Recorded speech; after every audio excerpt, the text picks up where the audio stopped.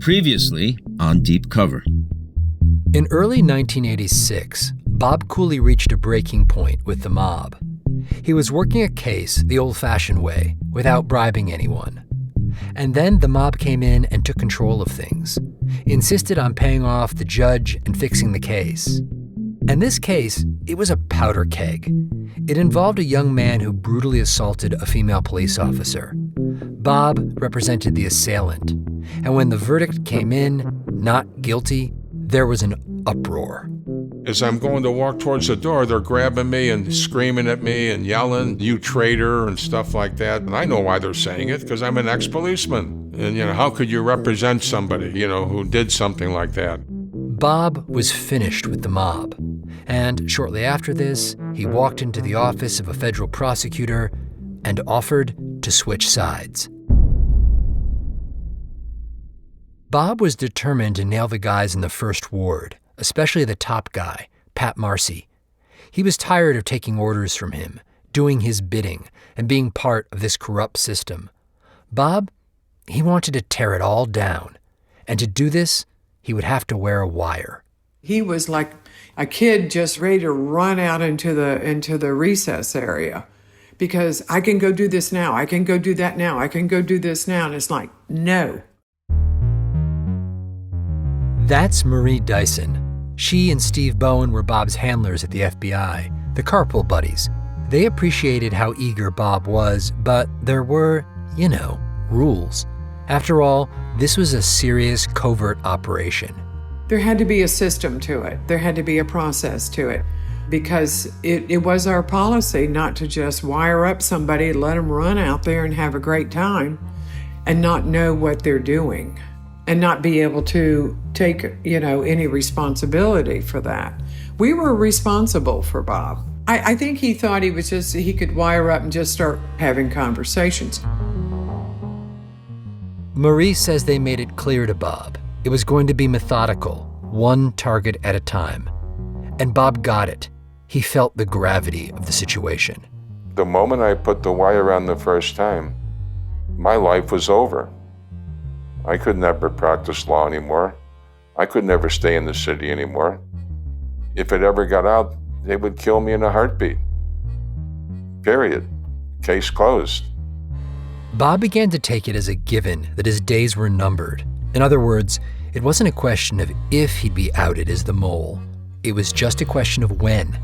And so he had to prepare for this eventuality. I thought they would eventually get suspicious or something would happen, but I thought I would be killed. I wanted to make sure that the case would survive even with me dead. It was very important to me to get everything on tape, that would survive me. Sure, Bob was scared to death, but for Bob, it was all about tape. And he remembers telling Steve, "I want the biggest tape recorder you've got. The one with the most tape that can record the most hours." Remember, this is the 80s, back when tape was literally tape. They were still using old-fashioned reel-to-reel devices. And this is classic Bob, right? Size matters. But size was also dangerous. The bigger the recorder, the harder it was to hide. Steve came up with a solution. I went out and I bought him $500 cowboy boots and had pockets sewn in them, and then he got the wire running up his pant leg and through his crotch. And he wasn't comfortable enough for him to wear. But so he wouldn't wear the cowboy boots? Nah. Why not? They weren't comfortable. He couldn't get it to fit right or something. I don't know. You can still hear a bit of confusion in Steve's voice, and I get it. Bob was full of contradictions. Here's a guy who's willing to wear a recorder, but won't wear the cowboy boots that would conceal it. A guy who thought he could be killed at any moment, but also insisted that he was ready, more than ready. I've been good at everything I've ever done. Anything I've ever tried, I've been successful at. I have been. I tried wrestling. I was great at wrestling. I tried boxing. I was great at boxing. You have quite the ego, Bob. There's no question about it. I mean, the facts speak for themselves. It seems like, and don't take this the wrong way, Bob, but you were kind of a cocky bastard. I mean, there's no question nobody else could have done it, in my mind. There's absolutely no question nobody else could have or would have.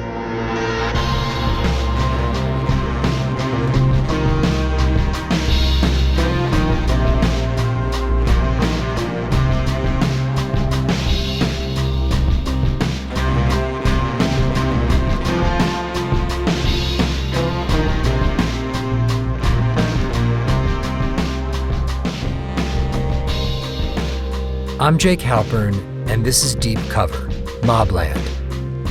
Episode 7, The Philosopher King.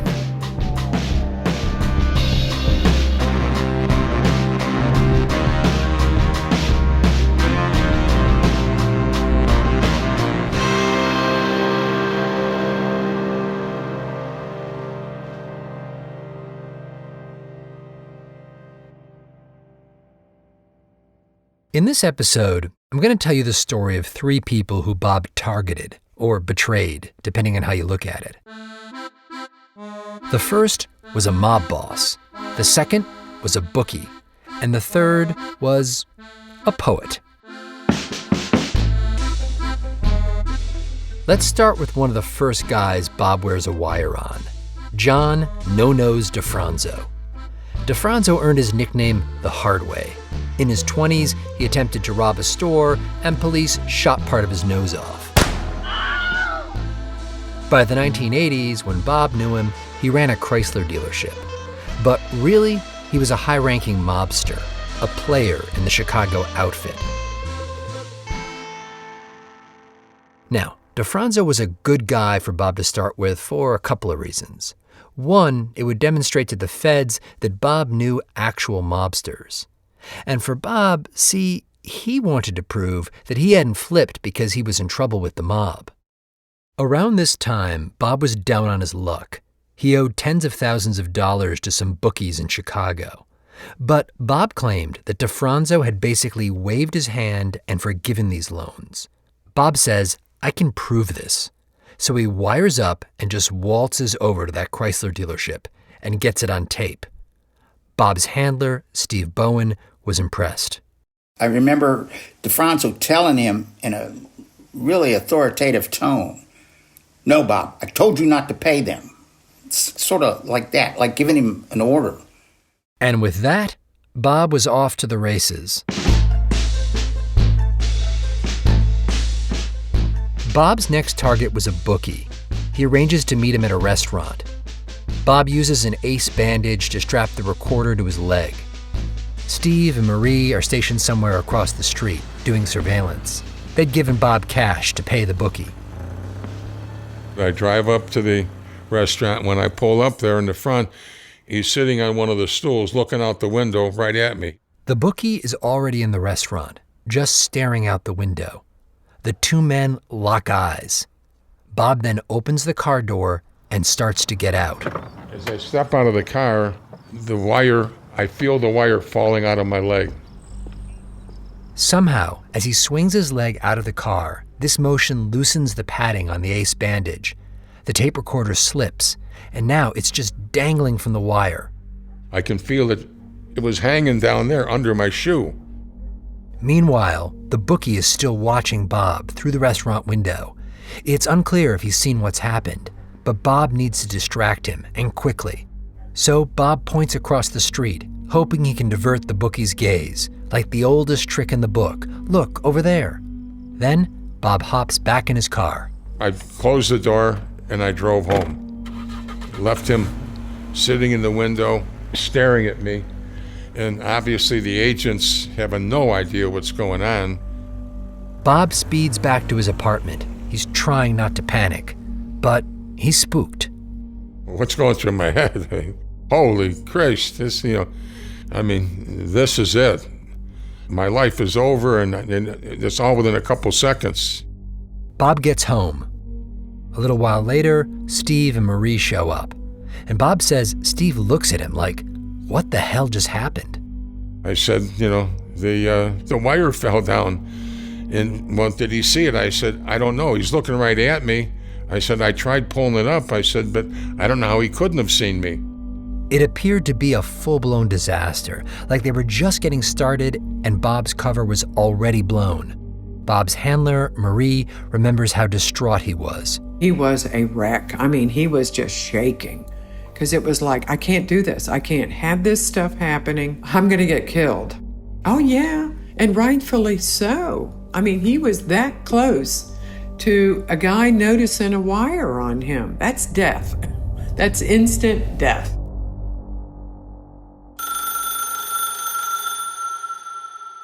Bob's phone rang. It was the bookie. He also wanted to know, what the hell just happened? Why had Bob sped off? I said to him, "Did you see him over there?" "Did I see who?" I said, "I think there were undercover agents at the gas station across the street. I saw a couple of what looked like unmarked cars." In effect, Bob is telling the bookie, I just did you a favor. You were being watched. That's why I sped away. And the bookie, he buys it. And the proof is, Bob arranges another meeting with the bookie and makes his payment. Marie was impressed. He's good. There's no doubt about it. He's good. She wasn't entirely surprised either. He had seen too many people get killed and had heard about too many people getting killed because they made a mistake. Bob was not going to make that mistake. He had to be resourceful. And one of the things he did well, no matter what came up, he always had some kind of answer for it. Bob may have been good, but the whole incident also reminded him of just how precarious his situation was. At any moment, there were a million tiny variables that could come into play. The tightness of his ace bandage, the vantage point of the bookie in the restaurant window, a tremor in Bob's voice when he tried to explain himself. Any of these could have blown Bob's cover. Any of these could have gotten him killed. And given all of this, it seemed like just a matter of time before disaster struck. As a lifelong gambler, Bob understood this only too well. You roll the dice long enough, eventually you get snake eyes.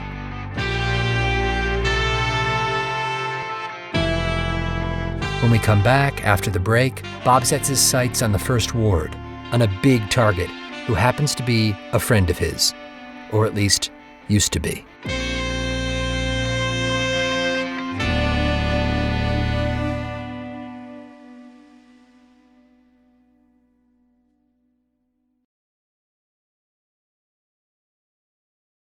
Bob's goal from the start was to take down the First Ward, the political machine run by gangsters. These were the guys who fixed cases and corrupted public officials. They'd been doing this for decades and been getting away with it too.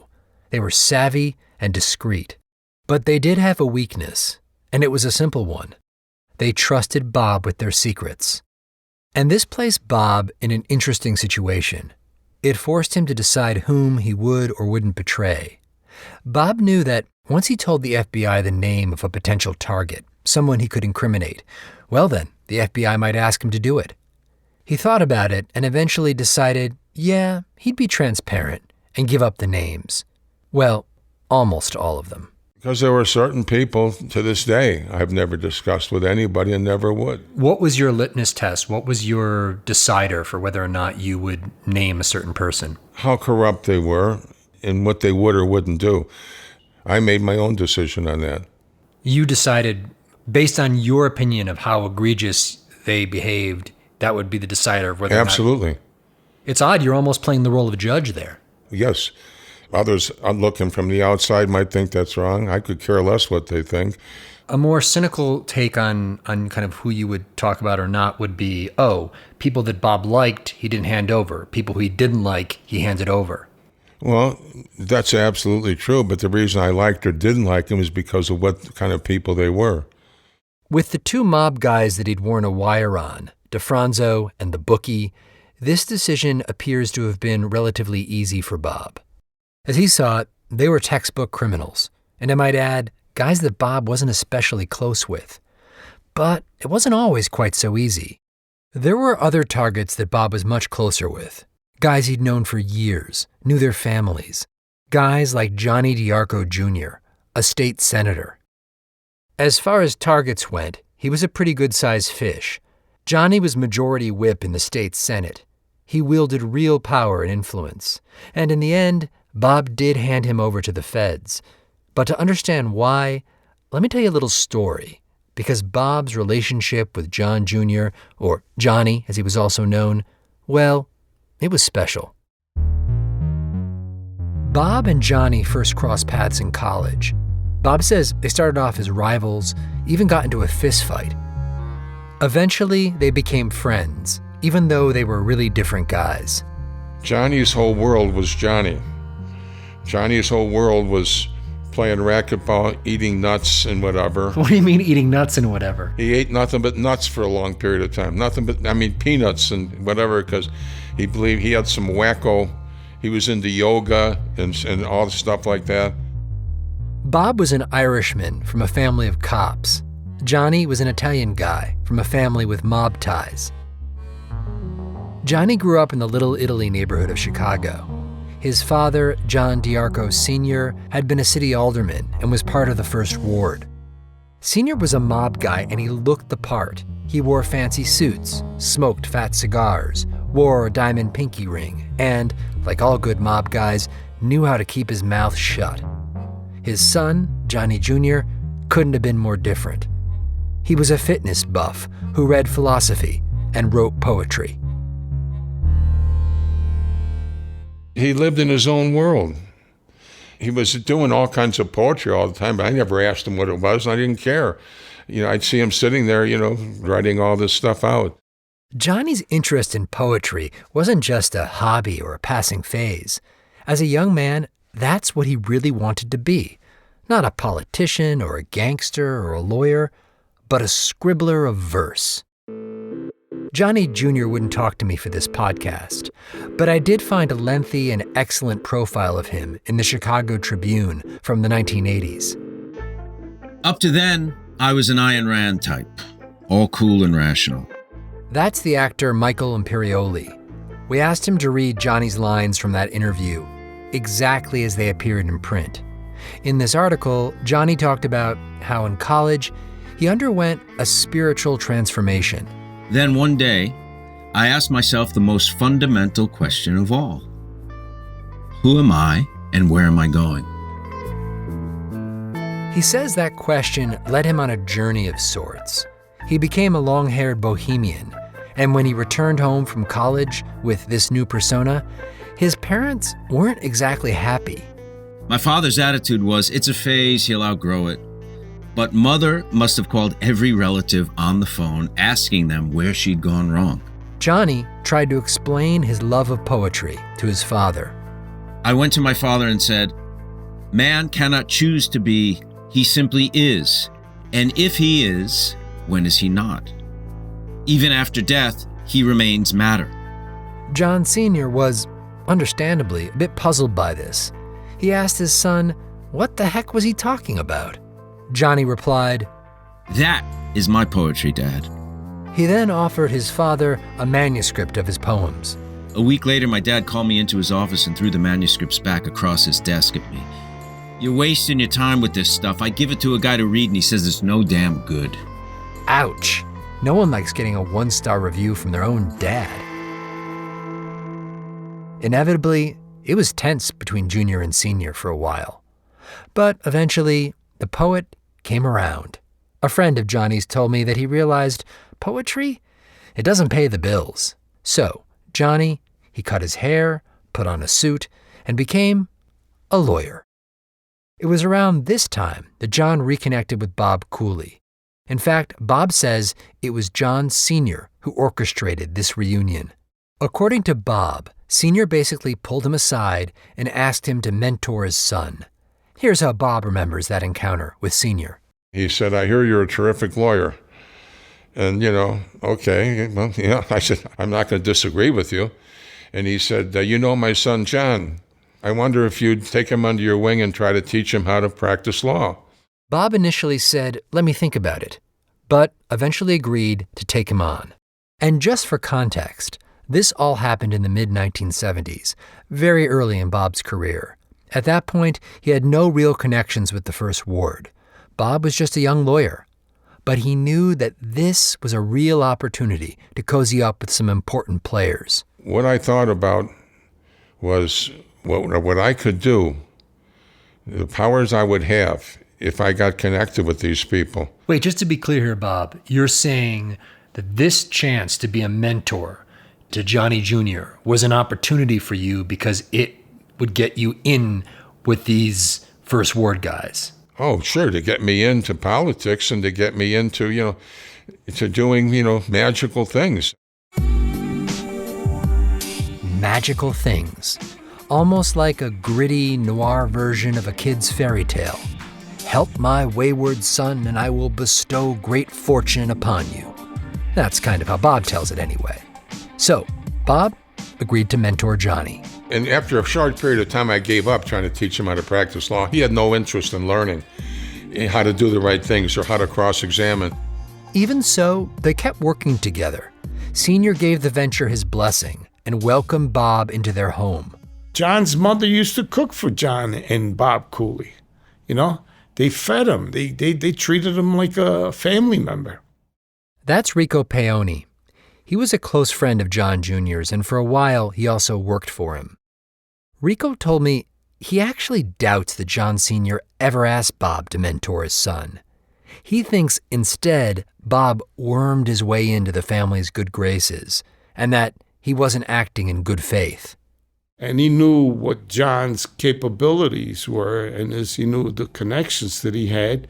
And so he went to him so he could take advantage of those connections. So he befriended John. And John, took him at face value. He didn't know he was going to backstab him later on. Bob Cooley was an opportunist. He's still an opportunist.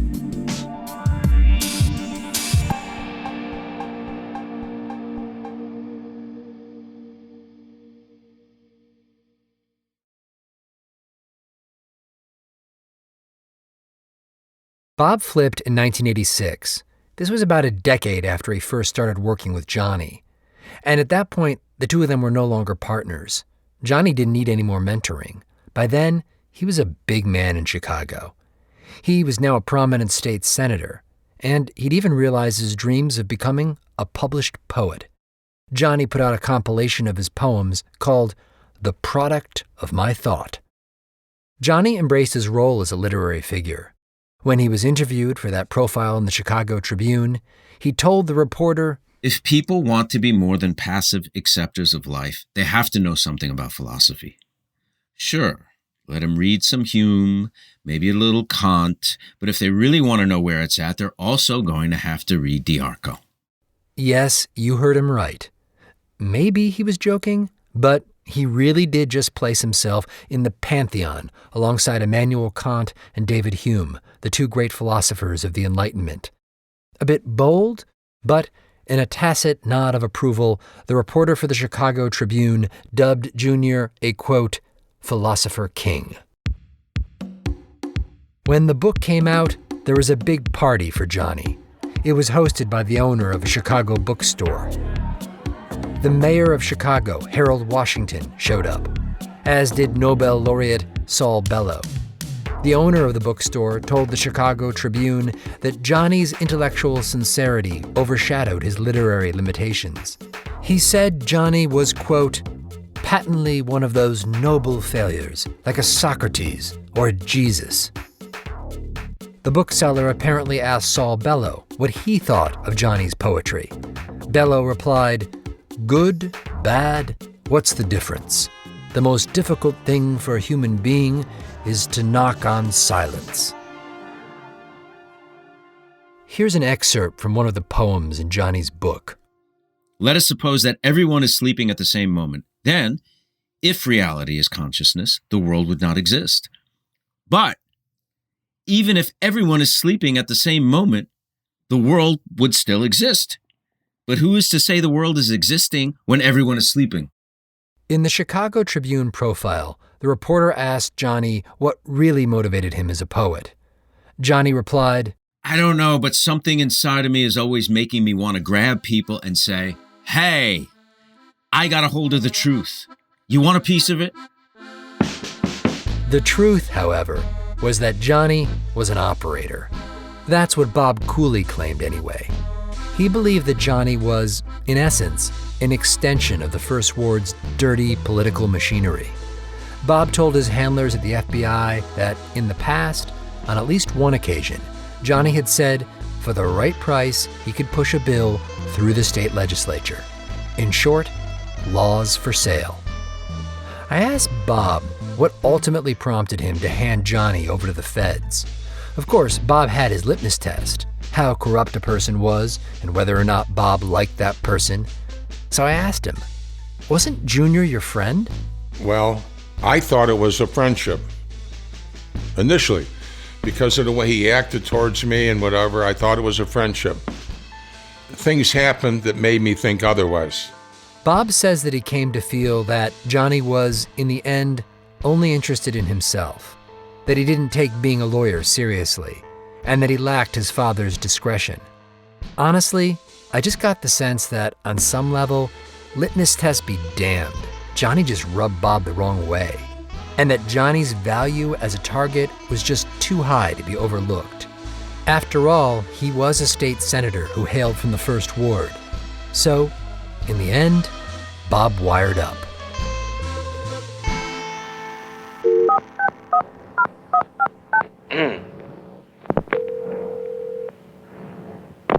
Hello. Hi, Johnny. Hi, Bob. How are you? What's up? This is an actual wiretap from a phone call between Bob and Johnny D'Arco Jr. It was not easy to get a hold of this, let me tell you. I mean, it's been over 30 years since this conversation took place. I figured these tapes had been lost or discarded. But with some help from the District Court for the Northern District of Illinois, we tracked them down at a federal storage facility. There they were, like a time capsule that had been forgotten and rediscovered. How about the Bears today, huh? Yeah. Got rid of McMahon, they start playing well. Bob starts off shooting the shit about football, and then quickly segues to this. Anyhow, I think I'm going to be in business with that situation we talked about. Okay. I talked to somebody yesterday and again the day before, and they want to go and check with the main people, I guess, who are out of New York. Yeah. And if they want to do something, I'll let you know. Okay. But I think it looks pretty good right now. All right, that sounds good. What I want you to notice here is just how vague and bland this whole conversation is. Bob says, I think I'm going to be in business with that situation we talked about. He's speaking in code. Back when he was a fixer, before he started working for the feds, this is how he talked to protect himself in case someone was eavesdropping. Now that Bob was working for the FBI, he had to keep up appearances. So, as you can see, Bob isn't trying to nail Johnny on the phone right off the bat. No, he didn't want to risk spooking him. Instead, Bob made a series of secret recordings over the course of a year in phone calls, driving around town, and at a ton of breakfast meetings. Bob would often wire up and go with Johnny to a diner. No. Hi. Two. I'm not smoking. There's a whole rhythm to their outing. There's a booth where they like to sit. Today it's occupied. Bob tells the waitress, Somebody's got a table, sweetheart. they sit down, and when they do, Bob starts bantering with the waitress. He wants coffee, I think. Did you see the advertisement for Pepsi now? No. You got Pepsi here? No. They got a new deal going now where they're going to have a new Pepsi for breakfast. We have Coke. Okay, I drink Coke anyhow, but I can be an advertisement for him. Pepsi for breakfast? That's Johnny, by the way, saying, Pepsi for breakfast? Really? Yeah, they got a new deal now. Pepsi's going to come out with something new and encourage people, instead of having coffee, to have their Pepsi. Bob's kind of being a goofball, just joking around. And then, nonchalantly, gets down to business. Starts enticing Johnny, hinting about some guys he knows with deep pockets. See, these people are a good source of business. You know, these guys are big money people. And I made good money on the guy before. Then the waitress returns, and Bob's back to being the jokester. The waitress asks them what they want to order. Bob points at Junior and says, This guy's got money. He doesn't care about what it costs. He's not looking for a bargain. Don't you know what that is? No. I'm not going to tell you. The waitress says she doesn't know who Johnny is. Johnny says, don't tell her. All of this, by the way, is part of Bob's strategy. That was all part of my schmoo with people. Part of your what? My schmoo or schmuck, whatever you want to call it. Your schmooze? Where you're just BSing people. And what's the term they use where you're schmoozing somebody? Yeah, not your schmuck. That's something different. That's something else. We don't want to talk about that. I actually sat down with Bob and played this tape from the diner for him. I asked him, what was the deal with the whole Pepsi shtick anyway? I always would try to approach him like I had in the past. And, and my attitude on most everything was really never too serious. All my life, I told you, I never took anything serious in my life. I never did. Even when I'm doing this, make the most of it. Is this are you genuinely having fun here? I'm trying to. Because you got to understand, as far as I'm concerned, I'm a dead man right now. That's my attitude. I'm going to live every minute for the for the moment. So Bob just kept going with his schmoo and gathering evidence against Johnny. A few months later, Bob has another conversation with Johnny. In this chat, Bob is trying to explain that he has a client who's willing to pay to get a law passed. Bob says it's a company that sells travel insurance. To sell insurance in the state of Illinois, you got to be licensed as an agent. But some of these travel agencies or whatever already can sell some forms of nonsensical insurance. This is another type that the other companies just don't have. The other agencies just don't have this type of travel insurance. He says some companies are already selling forms of, quote, nonsensical insurance. Then he says basically his client has something similar, which he calls travel interruption insurance, and they need special permission to sell it. Honestly, I found this all a little bit absurd and hard to follow, so I played it back for Bob, hoping that he could explain what the hell he was talking about. No, because I'm making all this up as I go along. I'm just making it up as I go along with him. There was no travel insurance company. There was no travel interruption policy. All of it was just a scheme. Wait, does it even make sense to you now hearing it back? No. All that mattered is that he took the bribe and he's willing to do it. The strategy was kind of brilliant. It was like one of those endless car rental agreements where the fine print just goes on for pages and pages, so long that your eyes glaze over, and finally you say, "Fuck it, tell me where to sign." I asked Steve Bowen about this, Bob's handler at the FBI, and he said all that mattered to a guy like Johnny was the bottom line, how much he stood to make. That's all he wants to hear. He wants to hear, what is it you want, and this is what it's going to cost you.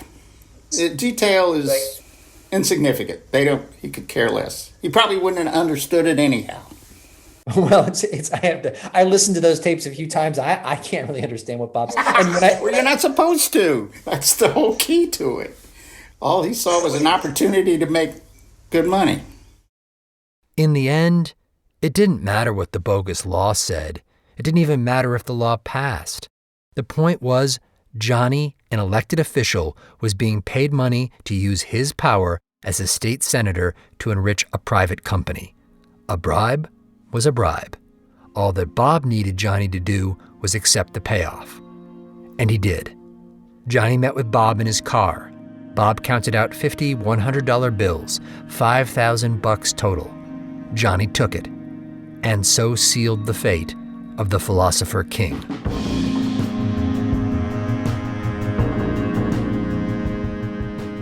Bob was racking up some wins. Defronzo, the bookie, the Philosopher King, but he knew that to accomplish his mission and really destroy the First Ward completely, he'd have to take down Pat Marcy, the top man, the guy with the tinted glasses who had told Bob, "You just do what you're told." Bob understood the stakes. He knew that Marcy and his crew didn't mess around. These are killers.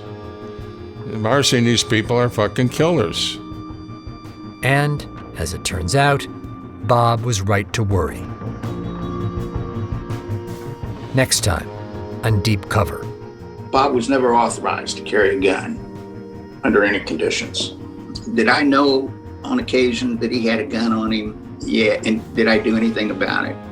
No. If I was going in to do what we're asking him to go in to do, I'd want a gun on me too.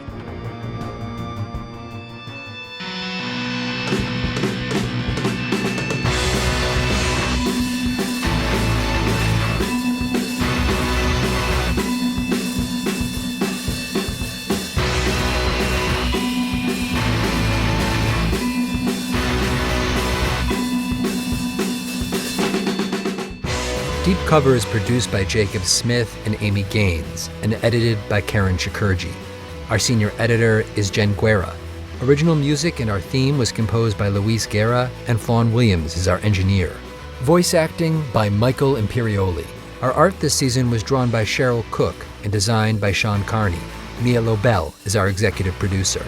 Special thanks to Heather Fain, John Schnars, Carly Migliori, Maya Koenig, Christina Sullivan, Eric Sandler, Mary Beth Smith, Brant Haynes, Maggie Taylor, Nicole Morano, Megan Larson, Royston Beserve, Lucy Sullivan, Edith Rousselot, Riley Sullivan, Jason Gambrell, Martine Gonzalez, and Jacob Weisberg.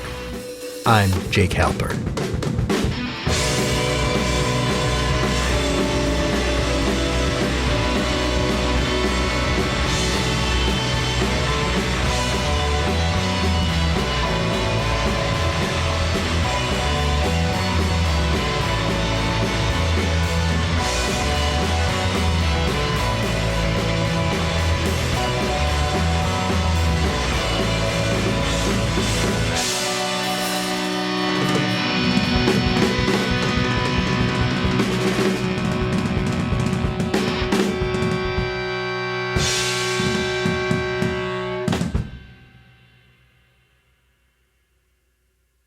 Subscribe to Pushkin Plus, and you can binge the rest of the season right now, ads-free. Find Pushkin Plus on the Deep Cover show page in Apple Podcasts or at pushkin.fm. To find more Pushkin podcasts, listen on the iHeartRadio app, Apple Podcasts, or wherever you listen to podcasts.